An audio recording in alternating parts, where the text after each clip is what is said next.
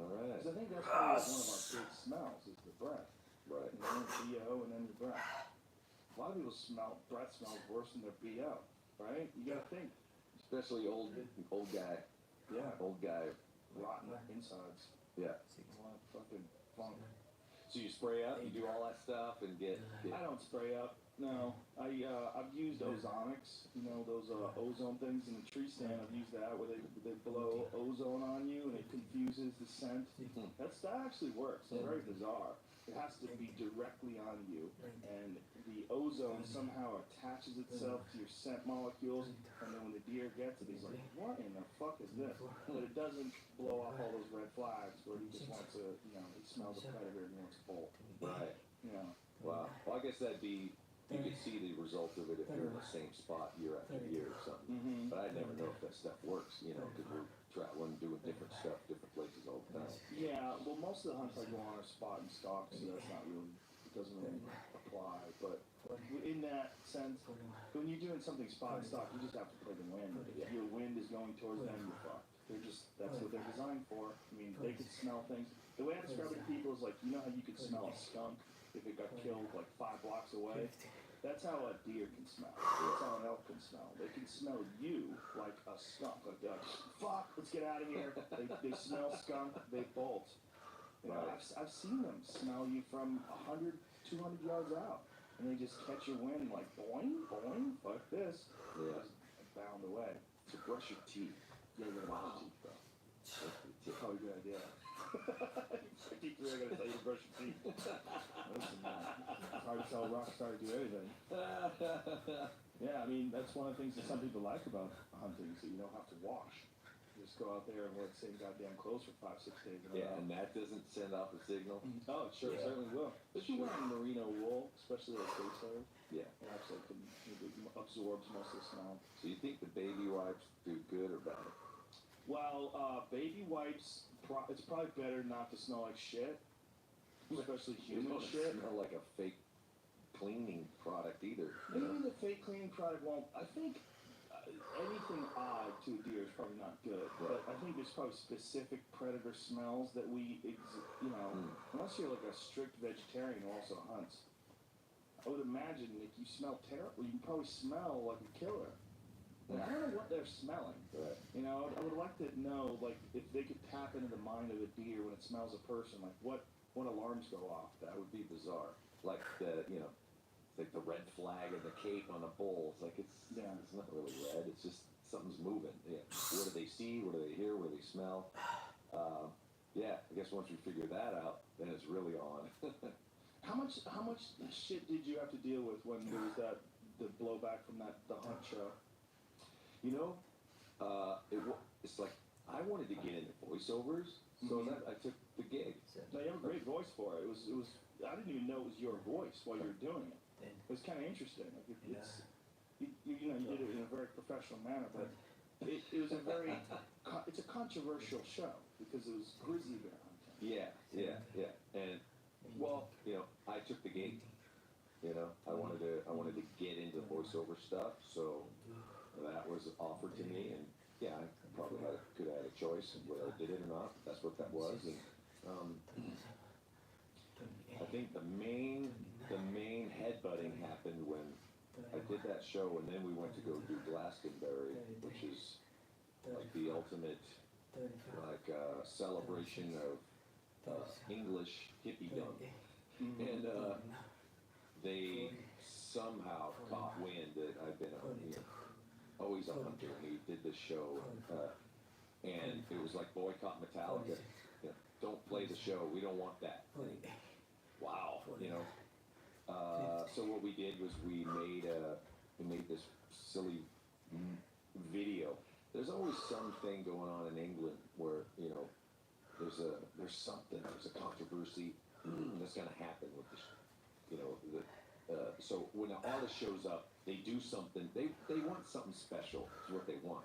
So the fact that I did this bear hunting show, and so we made this movie about, it was a guy in England put this movie together that depicted old school English huntsmen, you know, they're on horseback, fox hunters, you know, and release the fox, and all the hounds go, and they go galloping through the English countryside, and they come to a spot, and they start getting shot at, and it's these bears come out of the woods, and they've shot the hunters, and they become the hunter, and the crowd loved it, you know. They, oh yeah, right, you know, arm the bears, you know.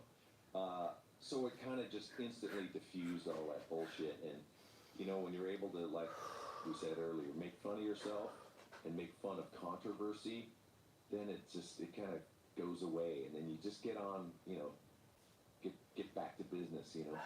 Was it frustrating when they were distributing that picture that wasn't even you? It was a photo of some guy that looked kind of like you in front of this giant brown bear. Well, that to me just told me about them, that they're ignorant, and it's not even me. So, you know, there are people out there that they just want to throw the fuel on the fire and make it crazier and get upset about stuff, and you know, I got no control over that, man.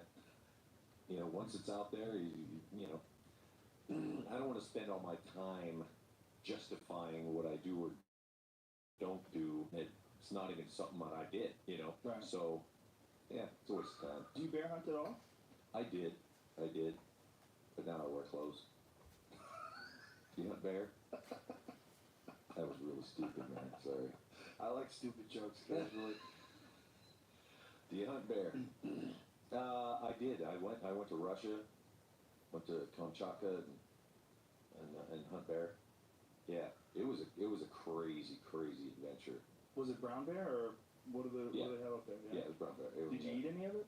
No, I did not, and that's one regret I have. And I mean, getting the meat. I mean, for some reason they didn't allow you to bring meat from Russia into America. But we did have meat there. They had meat from other bears, and so that's how we sustained ourselves out in the middle of the Kamchatka. What does brown bear taste like? You know, bear doesn't taste great to me. It's super fatty, for sure. This was less fatty because it was, you know, spring bear, and then, you know, they were out, you know, they just come out of hibernation, so I wouldn't, it's not my favorite thing, so I probably wouldn't hunt it again, because I do like to eat what I harvest, so it wasn't great, but we had lynx, we had all kinds of different stuff there that they, you know, they were out in the middle of nowhere. Lynx? Yeah. What does that taste like? Tastes like chicken, you know.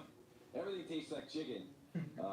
Yeah, it depends on how you cook it. I mean, it's meat, and it tasted like meat. And we were in this little hut that was super short, because, you know, it's really cold out there, and there was like about 8 feet of snow. And yeah, you're in this little hut that's really short to keep warm, you know. And the hunters, the guides out there, they had AK-47s, you know. It was pretty scary, you know. We took a military helicopter. We probably flew 2 hours in this thing that looked like it survived World War I, and well, it wasn't World War I, but survived World War II, and it was, you know, exhaust down the side and no seats, and we're sitting on the metal floor, and we get dropped off in the middle of this nowhere place, and these guys have snowmobiles, and you can't get around because the snow is so thick. You need a snowmobile. And the guys show up, and they're, you know, here's Russians with AK-47s, and we're Americans. Hi, you know. Hey. How common is it that they have these hunts out there? So they knew what they were doing. This is just a normal thing to do. It was set up, you know. It was like, you know, through the Safari Club, you know, and it was just one of those crazy things. Like, hey, I'm gonna try this, and get scared. You know, it was. Wow, listen, man, you got to get out of here because I know you're supposed to leave at 2. It's a couple minutes later than that. So thanks for doing this, man. I really appreciate it. It was great meeting you. It was great talking to you, and it was just an awesome conversation. Well, likewise, brother. I appreciate you, and keep doing what you're doing, man. I will. You too. All right. See you, folks.